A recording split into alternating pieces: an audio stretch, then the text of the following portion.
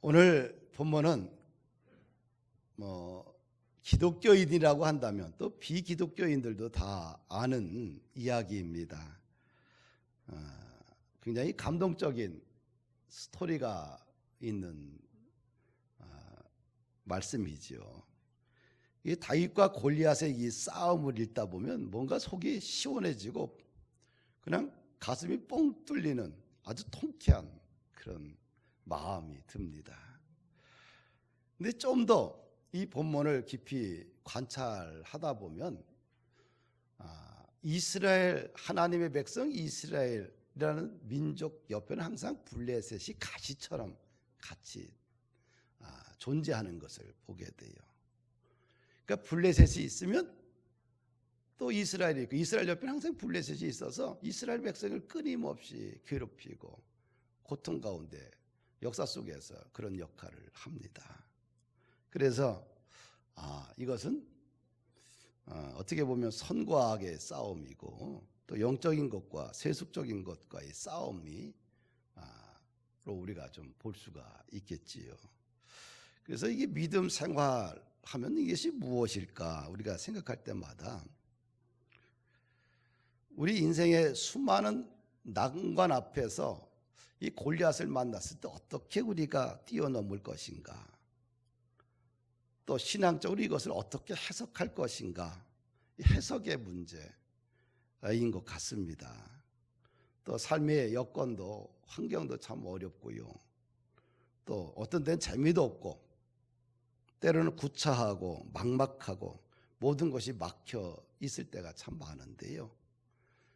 근데 신앙이란 그런 상황 속에서도 그럼에도 불구하고 다윗처럼 맞서는 것이 신앙생활이 아닌가. 이 상황과 환경 앞에서 한번 그냥 지지 말고 맞짱 뜨는 것, 말씀과 신앙의 원리로 맞짱 뜨고 살아가는 것이 신앙생활이라는 생각이 듭니다. 오늘 본문을 보면 골리앗이라는 이제 장군 한 사람으로 인해서 이스라엘 백성들이 민족적 큰 위기에 빠지게 됩니다. 그럴 때 이 민족의 위기를 다윗이라는 사람이 극복하게 되지요. 그래서 이스라엘 민족의 새로운 부흥을 열어가는 것을 봅니다. 그래서 본문에 이렇게 보면 이제 등장하는 인물들이 있는데 골리앗이 등장하고요. 블레셋의 대장군 골리앗이 등장하고 이스라엘 군대가 등장하고 또 사울 왕이 등장하고 또 16장, 17장에 거쳐서 보게 되면 또 다윗의 형들이 등장하고 그다음에 다윗이라는 인물이 등장합니다. 그 인물 중에서 오늘은 그런 인물들 속에서 다윗이 어떻게 그 상황 속에서 이야기하고 있는지를 좀 살펴보면서 다윗을 잘 살펴보면 우리 인생에도 정말 이런 현실 속에 뛰어넘을 수 있는, 극복할 수 있는 좀 대안을 찾아내지 않겠는가. 이 골리앗은 어떤 인물이냐 하면 키가 3m가 좀 넘어요. 그리고 이 옷 전체를 갑옷으로 입었는데 이 갑옷인데 이 갑옷이 뭐예요? 노시예요. 노투구, 어깨에도 노소로 딱 견갑을 하고요. 이것이 5,000세겔인데 약 57kg 정도 돼요. 57kg. 굉장히 무겁겠죠. 그 다음에 창도 7kg이 되는 그 엄청난 노술 갑옷을 입고 또 3m가 넘는 그 키의 장신에 이 창칼 하나가 7kg가 넘는 걸 휘두르면서 아주 아무도, 이스라엘 백성들 가운데 아무도, 어떤 군인 중에 아무도 그를 상대할 사람이 없어요. 그 골리앗 앞에서 이스라엘 백성들이 두려움 앞에서 벌벌 떨고 있습니다. 이 블레셋 군대는 이스라엘 민족을 바로 옆에 붙어서 끊임없이 괴롭혔던 민족이죠. 그런데 언제 쇠퇴했느냐? 사무엘이 이스라엘의 영적 지도자로 딱 쓰면서 미스바 영적 전쟁을 선포를 해요. 거기서 금식하면서 영적 전쟁을 선포합니다.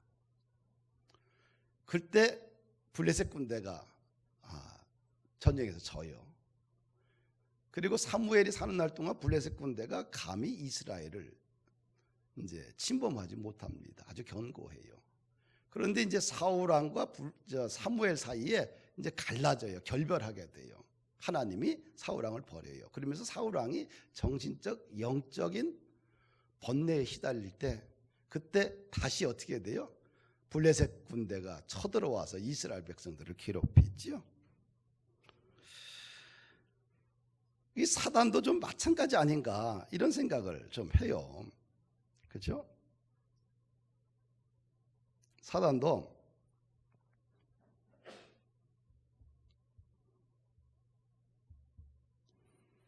누가 내 컴퓨터를 좀 갖고 오실래요? 가서 켜서. 사단도 우리가 좀 약할 때, 그렇죠? 사단도 우리가 뭔가 틈이 보여질 때, 그때 사단이 어떻게 돼요? 우리를 이제 공격하지요. 그게 사단의 특징이에요. 뭔가 좀 내가 영적으로 약해지고 정신적으로 좀 허물어지고 육체적으로 좀 뭔가 약해질 때 사단은 그 틈을 그냥 비집고 들어와서 또 우리를 공격하고 힘들게 하는 것을 봅니다. 오늘 본문에 보게 되면 그런 영적인 상황 속에서 다윗이 이스라엘 역사에 이제 등장하게 됩니다. 그럼 어떻게 해서 다윗이 그 민족의 부흥을 가져왔느냐? 첫 번째 이게 보게 되면 다윗이 성령의 기름 부음을 받았다는 거지요. 본문을 보게 되면 하나님께서 누구를 버리냐 하면 사울 왕을 버려요. 그리고 사무엘에게 말을 해서 이새의 집안에 가서 다음 왕을 기름 부으라는 거예요. 그런데 이 사무엘이 첫째 아들을 보니까 어때요? 왕다워요. 왕답고 사무엘이 봤을 때 첫째 아들을 보니까 굉장히 왕다운 대통령감이에요. 신체를 봐도 그렇고 다 용모를 봐도 그렇고요. 그런데 하나님이 그를 버렸다는 거예요.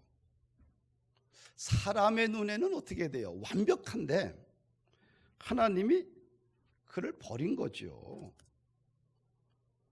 그러니까 둘째 아들도 그렇고 일곱째 아들까지 쫙 갔더니 하나님이 다 버렸어요. 사람의 눈에는 괜찮은데 근데 하나님의 눈에 보니까 그 마음이 하나님의 마음에 합한 게 아니에요. 그래서 이제 마지막 아들 다윗을 볼 때 어떻게 돼요? 바로 이자다. 내 마음에 합한 사람이다. 그리고 사무엘 선지자가 그에게 기름을 붓고 그럴 때 성령의 여호와의 신이 그에게 임하는 것을 보게 돼요. 여호와의 신이 그에게 임하고 나니까 어떻게 돼요? 그가 기질 자체가 하나님을 사랑하고 용기도 있고 담대했지만 기름 부음 받고 나니까 내 안에 있었던 이 모든 능력이 갑절의 능력이 생기는 거예요. 두려움도 사라지고요. 그렇죠? 그리고 마음에 어떤 것이든지 다 할 수 있는 가능성 있는 그런 마음을 주시는 것을 보게 됩니다.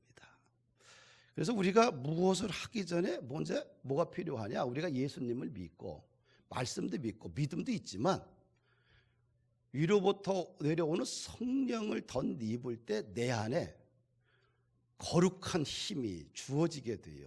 그러면 현실을 뚫고 나갈 수 있는 그런 에너지가 우리에게 주어지는 것을 봅니다.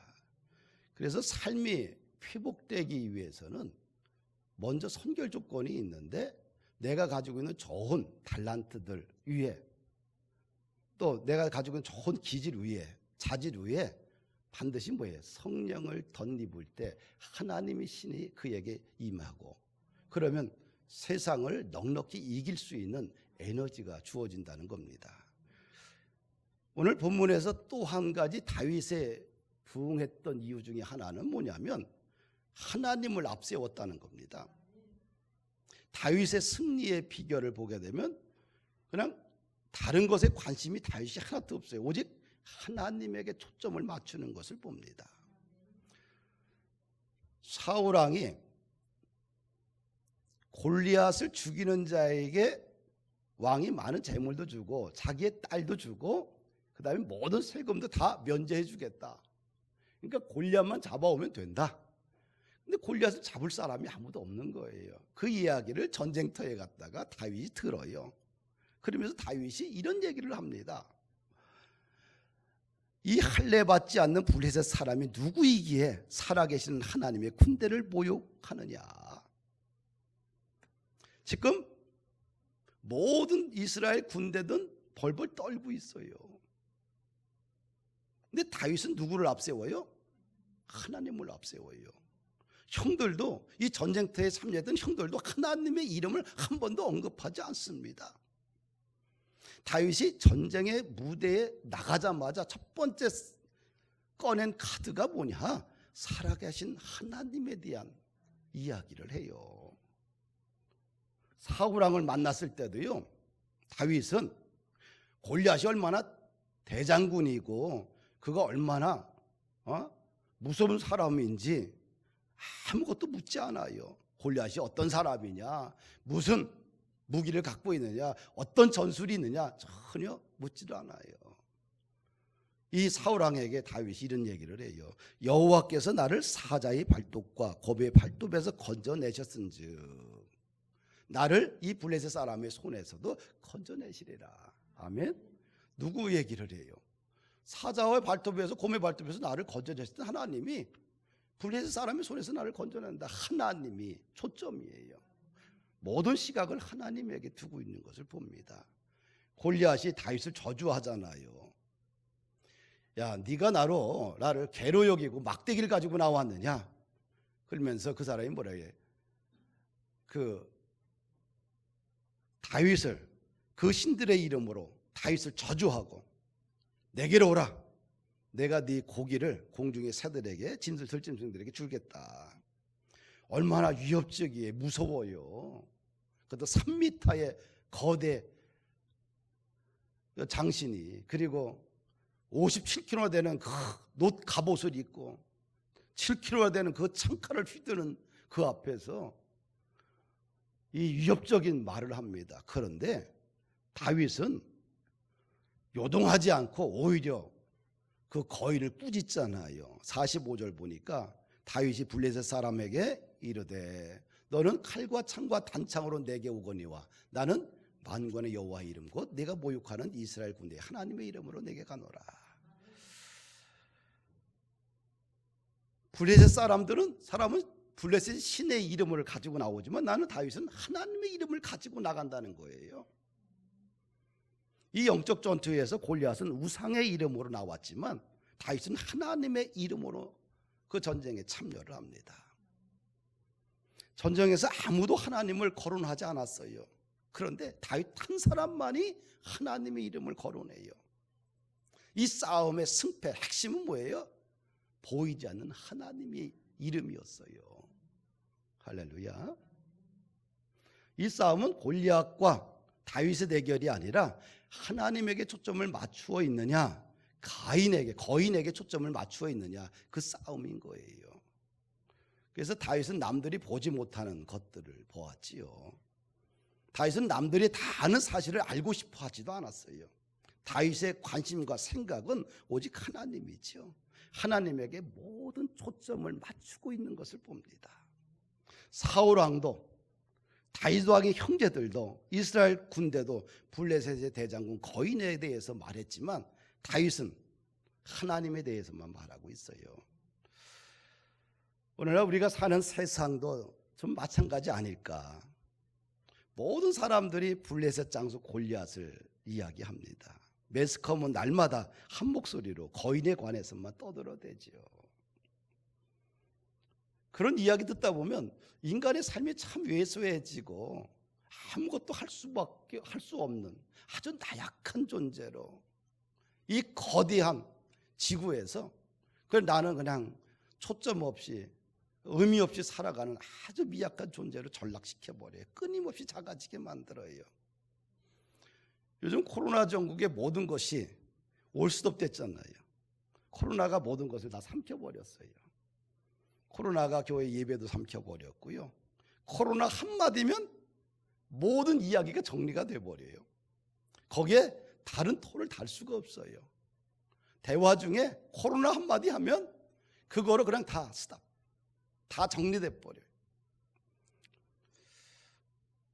금년에 이제 코로나가 이렇게 찾아오면서 뭐 작년 연말서부터 참 교회에 시험거리 있었고 또 여러 가지 또 어려움들이 참 많았었는데, 근데 코로나가 찾아오면서 이런 생각을 했어요. 하나님이 우리 교회에 또 한 번의 기회를 주시는구나.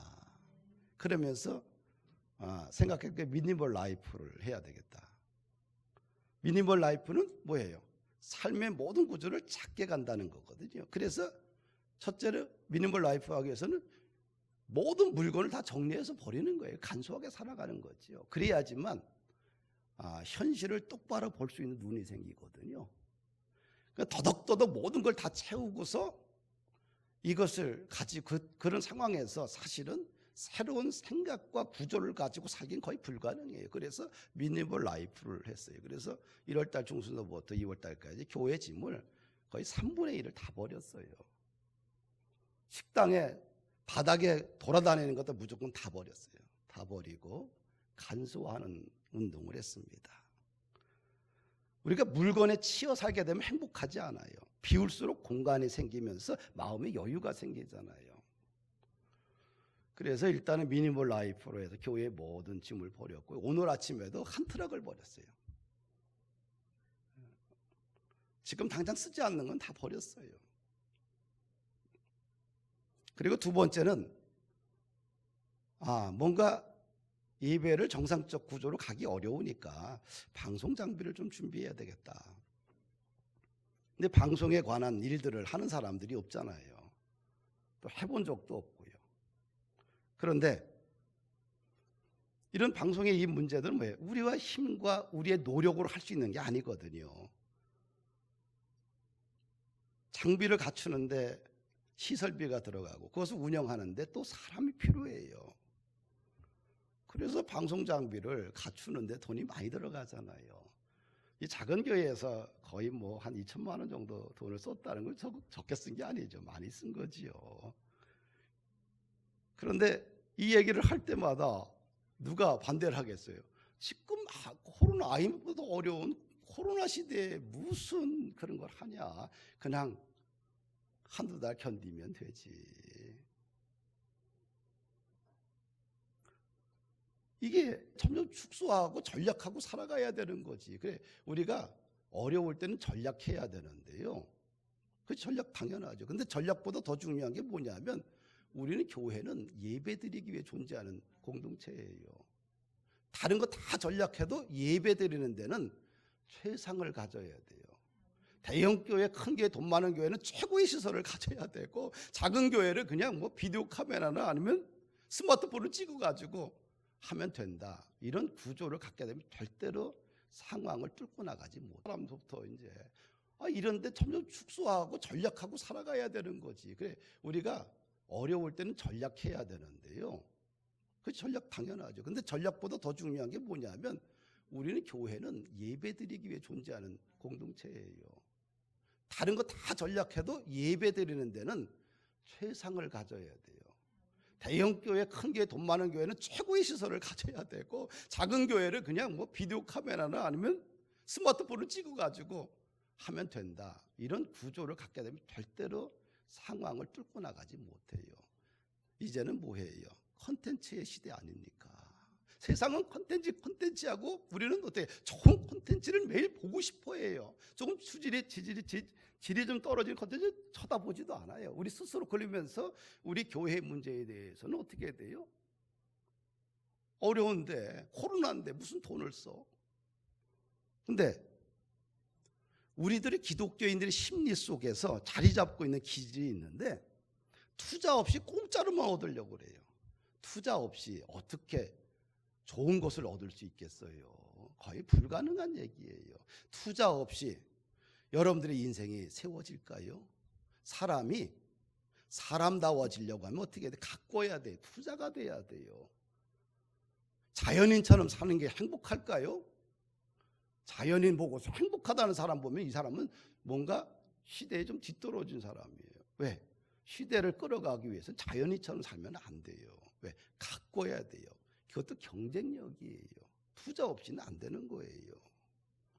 자녀들 투자 없이 인생이 세워질까요? 그건 불가능해요. 근데 교회의 구조는 뭐라고 생각하냐면 내가 볼 때 투자 없이 뭔가 더 아름답고 좋은 것을 얻으려고 해요. 거의 이것은 불가능한 얘기들을 우리들의 의식 속에, 잠재적인 의식 속에 가지고 있지요. 사랑하는 여러분들, 우리가 살면서 뭔가 새로운 인생을 만들어가기 위해서는 어떤 변화가 좀 필요해요. 그런데 다윗은 누구에게 초점을 맞추고 있어요? 하나님이에요. 상황과 여건은 다윗과 골리앗은 거인 골리앗과는 상대가 안 돼요. 그런데 이 청소년밖에 안 된 다윗의 마음에는 뭐예요? 하나님이 자리 잡고 있어요. 우리가 코로나의 이야기를 너무 많이 하면 안 돼요. 코로나보다 더 중요한 것은 뭐냐면 내 속에 정말 하나님을 향한 뜨거운 열망이 있느냐 없느냐. 어떤 문제가 주어졌을 때 상황과 환경 이야기만 하다 보면 교회는 어떻게 돼요? 주저앉아 버려요.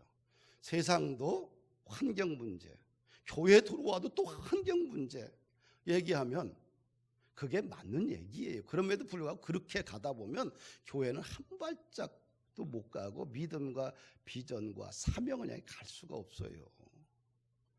나는 이제 내 마음에 이제 생각하는 것 중에 하나가 뭐냐면 나는 우리 본푸른 교회가 현실이라는 것은 나도 알고 여러분도 알아요. 누가 더 잘 알겠어요? 목사가 더 잘 알아요.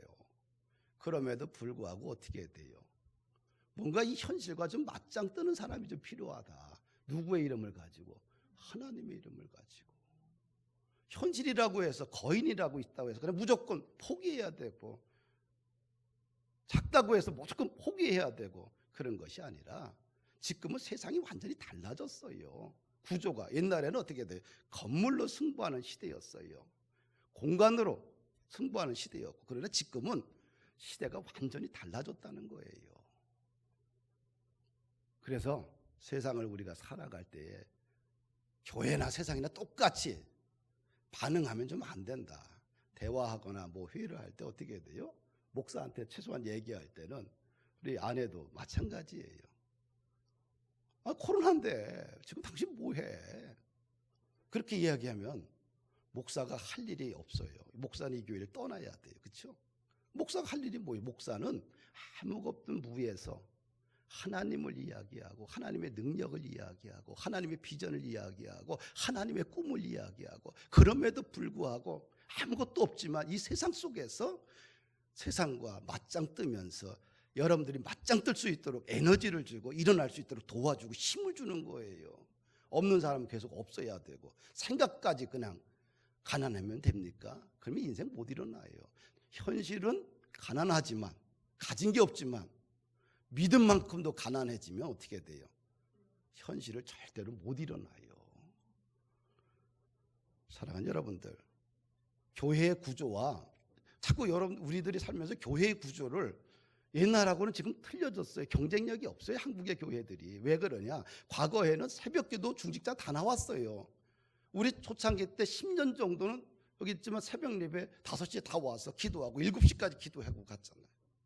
이 도로도 없고 차도 없는 시절에도. 그때는 금요일 매일 새벽 기도 했지요. 2시간씩. 그 다음에 수요일날 금요일날 또 있죠. 주일날 오전 오후 예배 있죠. 어떻게 매일 목사하고 보면서 영적으로 깨어있기 때문에 순간순간 일 처리가 됐어요. 근데 지금은 어떻게 돼요? 한국교회가 일주일에 한 번 오거나 한 번 오면 2주에 한 번 오는데 거기서 회의를 해가지고 결정을 한다? 거의 교회가 어떻게 경쟁력이 없어요. 그러면 한 발도 앞에 갈 수가 없어요.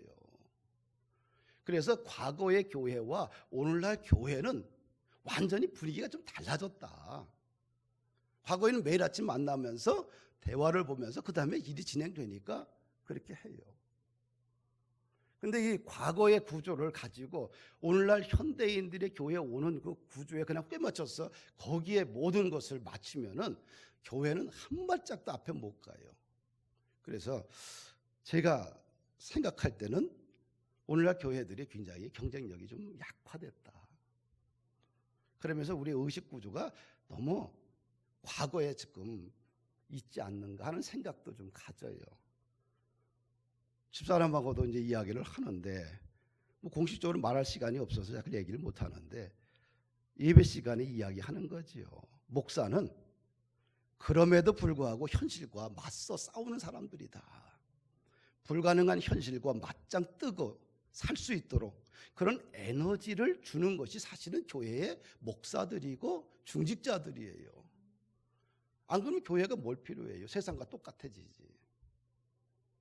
인생의 모든 것을 다 잃어버렸지만 그럼에도 불구하고 한번 다시 일어나 보자. 하나님은 살아계시니까 살아계신 하나님 붙들고 한번 기도하면서 말씀 붙들고 한번 일어나 보자. 이런 영적 에너지를 같이 만들어가는 게 교회입니다.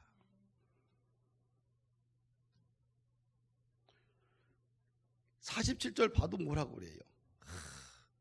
이 46절을 봐도 다윗은 뭐래? 철저히 하나님을 앞세우잖아요. 그렇죠?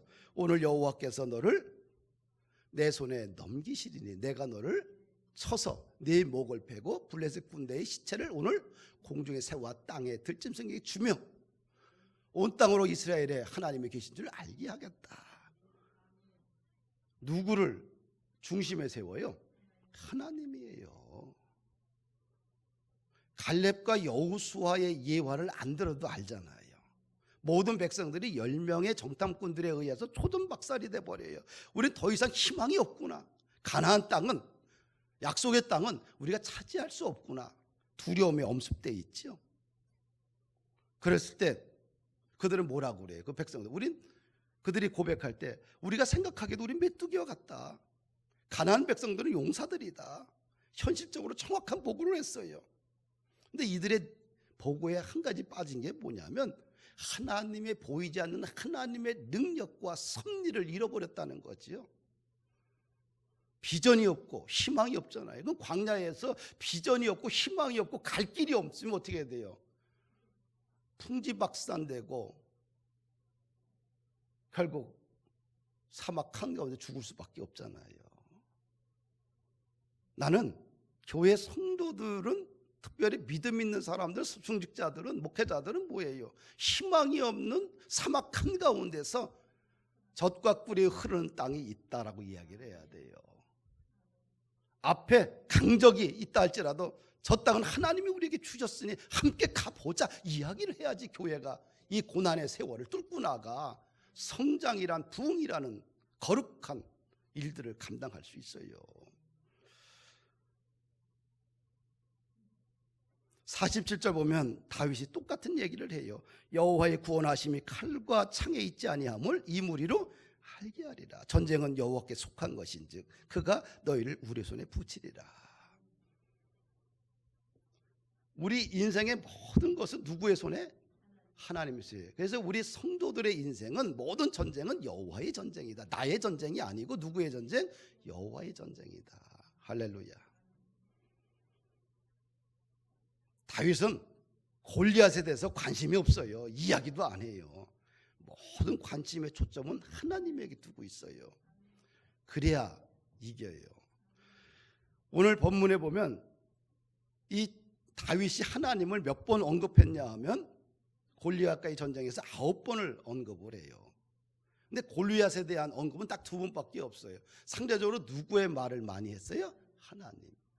우리가 김정은이라는 사람이 뭔가 연설을 하게 되면 그 연설이 뭐냐? 대통령이 새해에 들어왔을 때 어떤 말을 많이 쓰느냐? 그걸 체크하잖아요. 그럼 그 말 속에 뭐예요? 그가 강조하고자 하는, 연설 속에서 강조하고자 하는 핵심 내용을 잡아내는 거죠. 어떤 단어를 많이 썼느냐에 따라서 그가 가지고 있는 비전이 그쪽이가 있구나. 그거 가지고 주식시장이 출렁거리고요. 사람들이 발빠르게 움직이잖아요. 이 짧은 본문에서 골리앗과의 싸움에서 다윗은 골리앗은 2번이고 하나님을 9번을 언급하고 있어요. 오늘 본문에서. 우리가 생각해 볼 것이 있어요. 한 네 가지 생각해 봐야 되는데, 스스로 저지른 죄보다 하나님의 은혜를 4배쯤 더 생각하는가? 내 지은 죄보다 하나님의 은혜가 더 4배 정도 많은가?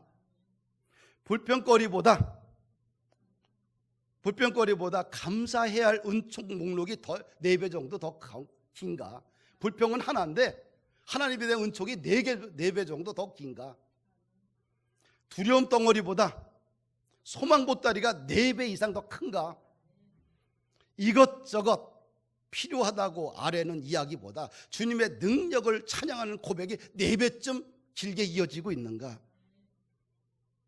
그렇다고 한다면 여러분들의 인생은 희망이 있어요.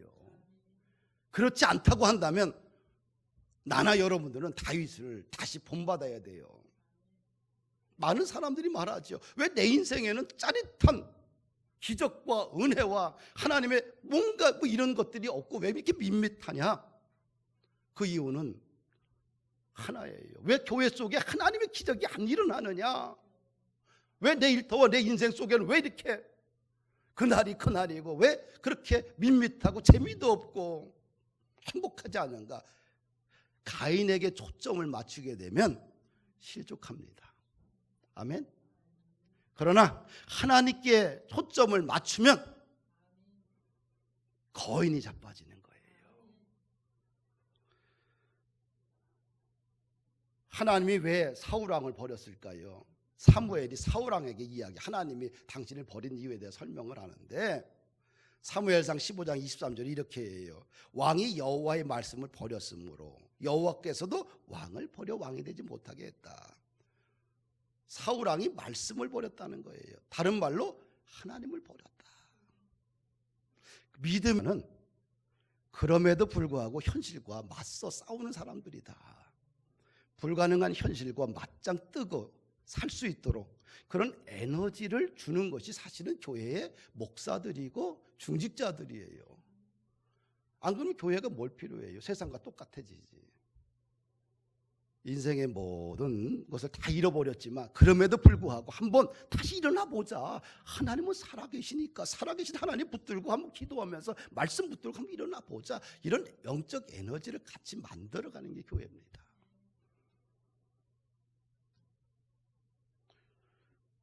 (47절) 봐도 뭐라고 그래요? 이 46절을 봐도 다윗은 뭐래? 철저히 하나님을 앞세우잖아요. 그렇죠? 오늘 여호와께서 너를 내 손에 넘기시리니 내가 너를 쳐서 네 목을 베고 블레셋 군대의 시체를 오늘 공중의 새와 땅의 들짐승에게 주며 온 땅으로 이스라엘에 하나님이 계신 줄 알게 하겠다. 누구를 중심에 세워요? 하나님이에요. 갈렙과 여호수아의 예화를 안 들어도 알잖아요. 모든 백성들이 10명의 정탐꾼들에 의해서 초전박살이 돼버려요. 우리는 더 이상 희망이 없구나. 가나안 땅은, 약속의 땅은 우리가 차지할 수 없구나.